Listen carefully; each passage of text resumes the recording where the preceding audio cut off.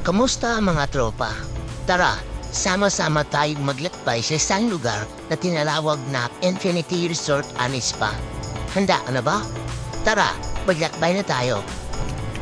Bago ang lahat, sasakay muna tayo ng barko bago makapunta sa ating destinasyon.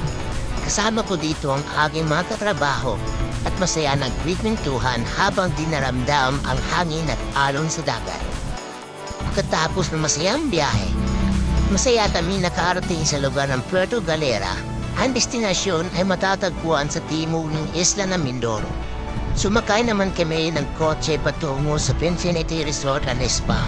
Ang layo ay hindi lagpas sa 20 minuto mula sa pantalan. Nang makarating kami sa resort, agad namin napansin kahit sa mismong pinto pa lamang ang kalinisan at katahimikan ng lugar. Ang tanawin pa lamang sa harap ay nagbibigay sa amin ng kagalakan kung saan makikita ang naglalakihang kahoy na taglay ng naturang resort. Sa loob ng resort, nadama namin ang kaayusan at kalinisan ng bawat sulok. Ang organisadong disenyo at malinis na paligid ay nagbigay ng komportableng pakiramdam. Kasabay ng lahat ng ito, ang tahimik at sariwang hangin mula sa karagatan ay nagdala ng kapayapaan sa paligid. Mapapansin rin ang iba't ibang pintura makikita sa display board na hugis at clad. Ito'y likha ng iba't ibang ekspresyon, disenyo at makulay na pintura na makikita sa bawat likod nito na nagbibigay buhay sa paligid. Sa kabilang bahagi ng resort, kung saan matatagpuan ang dining room, ito ay may malinis, maluwag at maayos na espasyo para sa mga bisita. Maraming mesa at puwang para sa mga turista na puno ng kalinisan at kagandahan. Kapansin-pansin din ang malaking swimming pool na makikita habang tayo naglalakbay papunta sa dagat. Ito'y malinis at maluwag, nag-aalok ng kasiyahan sa bawat bumibisita.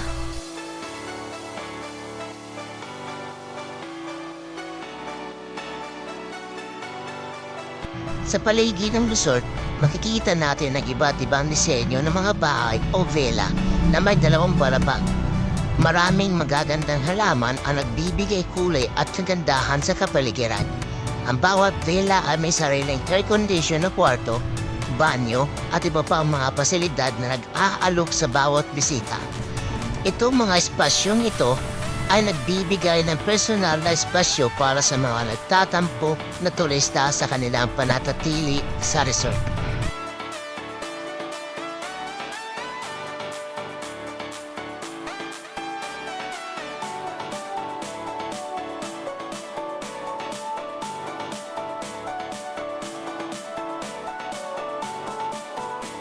Ako at ang aking mga katrabaho ay papasok ng sa villa. Kami ay tinutur ng isang empleyado sa resort. Ang lugar ay may malawak na espasyo. Tikita namin na sa kalawang palapag ay may iba't ibang kwarto. Sa loob nito ay may kama na komportable, banyo, television, bathtub, dressing room at marami pang iba. Ang bawat kwarto ay may modernong kagamitan at nagbibigay ng kakaibang karanasan sa bawat bisita. Isang maginhawa at masarap na pagtulog ang naghihintay sa amin lahat.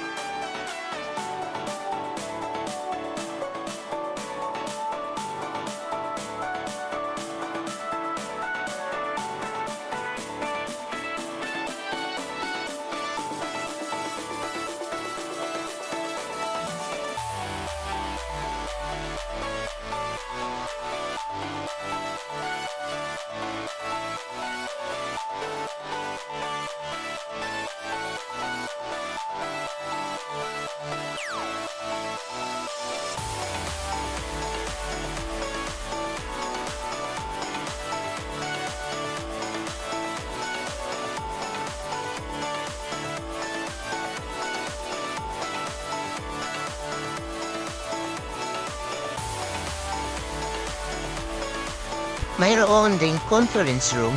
Sa loob nito ay mayroong projector, air conditioning, at maraming upuan na kayang punuan ng higit sa 50 katao. Ang ginawa namin dito sa conference room ay nagkaroon kami ng isang pagpupulong kung saan nagsagawa kami ng pagsusuri at tinalakay ang mga ito.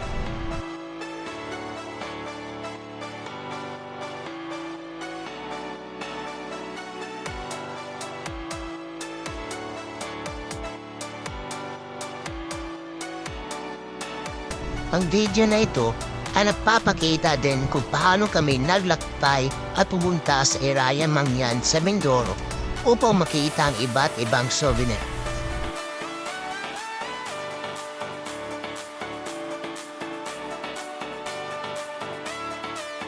Nang pumasok kami sa lugar, nakita namin ang kubo na tinatawag na Balay Akitan, kung saan may isang tour guide na nagpapakilala sa amin sa kubo at nagbigay sa amin ng gabay patungo sa mga souvenir.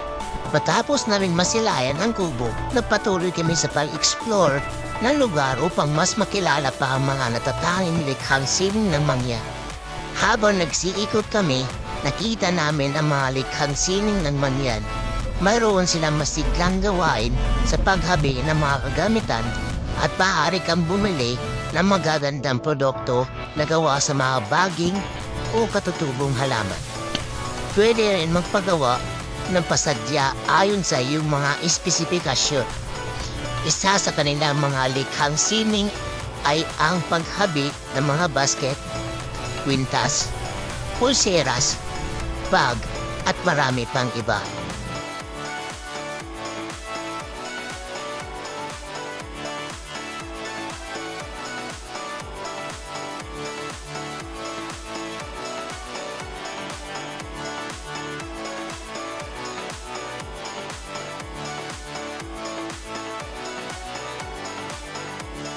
Ang bawat souvenir ay tila obra ng sining na may kwento at kahulugan. Ang pagbisita sa kanilang lugar ay nagdulot ng bagong pag-unawa sa pagpapahalaga sa tradisyon at kasaysayan ng kanilang kultura.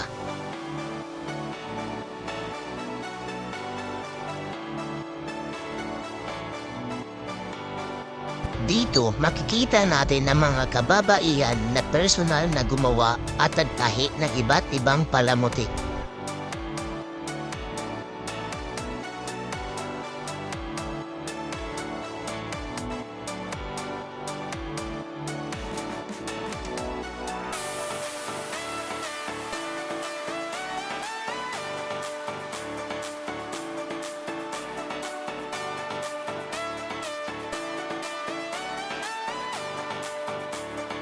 Dito ay bumalik kami ulit sa resort pagkatapos makita at pumili ng mga palamuti.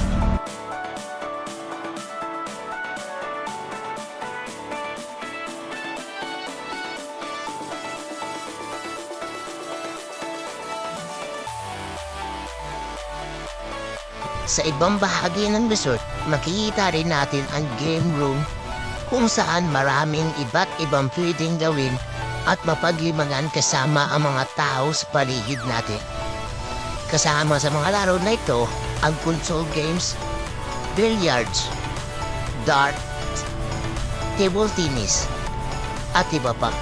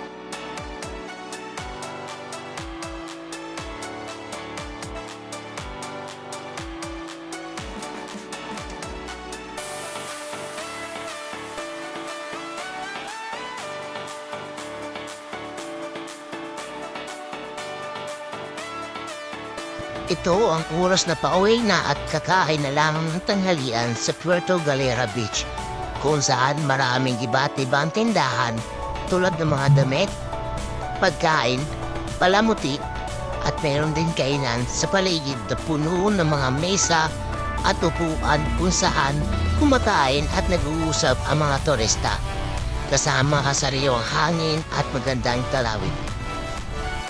Ang serenity na lugar ay nagbibigay ng masayang karanasan habang nagtatapos ang araw. Nagbibigay dahan sa ating na mas lalo pang masiyahan sa ganda ng kapaligiran at sarap na pagkain.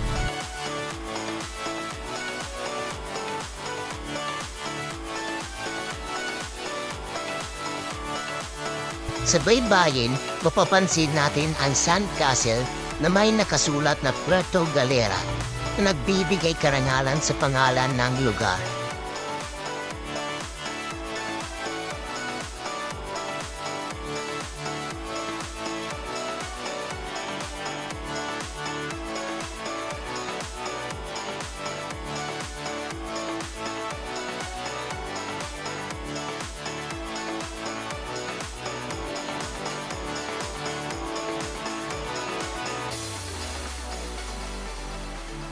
Habang ako'y naglalakad sa boulevard at nagpapasya ang aking mga kasamahan habang tinitingnan ang tanawin ng boulevard. Ang paglalakad sa boulevard ay nagbibigay sa akin ng katahimikan habang masasaksihan ang kagandahan ng paligid. Nagbibigay dahan sa akin na mas lalo pang mapahalagahan ang kagandahan ng lugar na ito. Pagkatapos namin doon, pumunta agad kami sa port ng Puerto Galera at pauwi na.